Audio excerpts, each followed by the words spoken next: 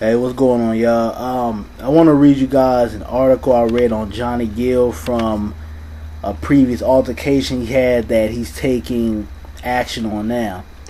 It says R&B legend and New Edition member Johnny Gill is suing Four Seasons Beverly Hills for negligence and protecting him from a drunk white patron. According to reports, Gill was subject to racial insults and was beaten so severely that he could not perform on August 23, 2011. The lawsuit was filed at Los Angeles Superior Court. Gill was talking to his friends on the night of the incident and in the dining room area. According to Gill, he says that the racist and drunken white men began yelling insults towards him and his friends. That's when Gill says that he was pushed against a heat lamp, which caused bodily injury as well as pain and suffering. He is demanding that the Four Seasons pay him for his medical expenses and also compensate him for money he lost by not being able to perform due to his injuries. Gill also names the hotel in the lawsuit. Nothing, the hotel staff never tried to intervene or quell the altercation. Intervene. Gill is also alleging that the hotel's cocktail lounge bartenders are negligent for allowing his would-be assailant to get drunk. And then it says maybe the $1 million that Gill is seeking will sober the drunken bully up. It's a lot of things going on in this article. First of all,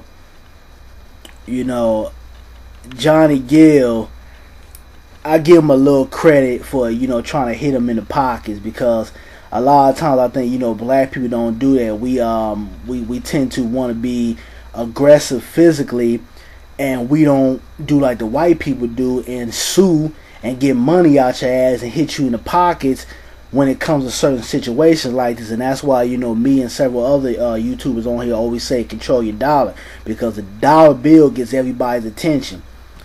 The second thing I want to say is that, I don't see why Johnny Gill will let a drunk man come up on him, a drunk white man that's being racist, come up on him and beat the shit out of him. Now, me, once you put your hands on me, it's a wrap for you. I'm going to beat the shit out of you, point blank, period. And especially if I have to perform and you're endangering me from going out and making some money for myself, I'm going to kick your ass, point blank, period. So, I question that, on why he didn't try to defend himself. Now, I do think he's going the right way. He's suing the, what is this place? The Beverly Hills Four Seasons. He's doing the right way, because when you have guests that are coming into your establishment, it is up to you, especially if you have security guards on site. It's up to you to make sure that everyone is safe. We're not talking about somebody just randomly came in there and, start shooting up the place or something like that. We're talking about somebody that was yelling racial slurs out, and it was clear what was going down, but nothing was done to defuse the situation. Now, he says in the article here, let me see, where did it say that at? Yeah, he's saying that they didn't try to. No. He said he blames the hotel also for allowing him to get drunk. Now, you can't really go after anybody for, getting drunk. Their job is to serve you. You want 18 drinks and want to go home and, drive your car and get into a fatal car accident, that's you. They getting their money at the end of the day, so they can care less what, you feel about that. They all about the money. And I didn't read you guys the full article, so you guys want to check it out, you can always go in the description box. I'll leave the link there. But, this stuff happens all the time. I'm glad he's hitting them in the pocket, because if this was the other way around, let's say Johnny Gill had beat the shit out of a white man, he would be called the dangerous Negro. Oh, you see how they are? You see how dangerous they are? You see how they go after people and they're aggressive? And this is why we have police officers that are targeting young black males, aka Trayvon Martin. They would use that in this situation. So I'm glad that, he's hitting them in the pocket, and he's going at him in that way. But, you know, I do think the brother should have defended himself, you know. And another thing, where was your homies at? You was there with your friends.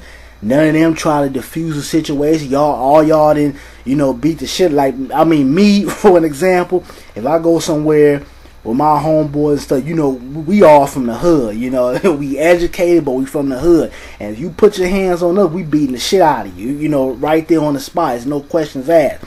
So, I mean, you know, where was your boys at? You know, they supposed to hold you down when you in these type of situations. But, you know, like I said, you know, I mean, I guess he had his reasons, or, you know, maybe he didn't want to get into an altercation because, like I've said before, when you're a celebrity, you're in the public eye and people are always watching you. You do have to be more cautious about the things that you do and you say. So I understand from that point, but, I mean, maybe that's just me. I would have knocked him on his ass. But, you know, you guys give me your feedback. Do you think he's going about the right way of handling this situation?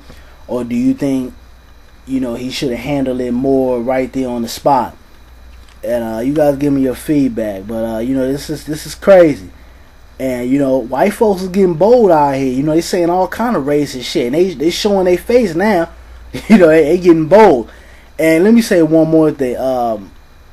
You know, we passed the middle of the year 2013, and there's been a lot of racist incidents, man. You know, I can't even begin to name them all or even count them all, but 2013 has really been the year for racist events, and a lot of racist white people have really showed their colors. You had Paula Dean. You had the whole thing with the Trayvon Martin case. I mean, it's just been so much things going on involving race, and it just goes to show you that, you know, we're moving forward in this country where, you know, race is becoming to be right in front of us. You know, it's still constructive racism and it's on that level, but at the same time, now these jokers are saying, hey, yeah, we racist, fuck you, nigga. That's basically what they saying right in front of our faces. And I think it's just time for us to start collectively coming together and, you know, not only learn our history, but controlling our dollar and attacking back, because it's not going to go nowhere. It's only going to get worse. But you guys give me your feedback. I'm out. Peace.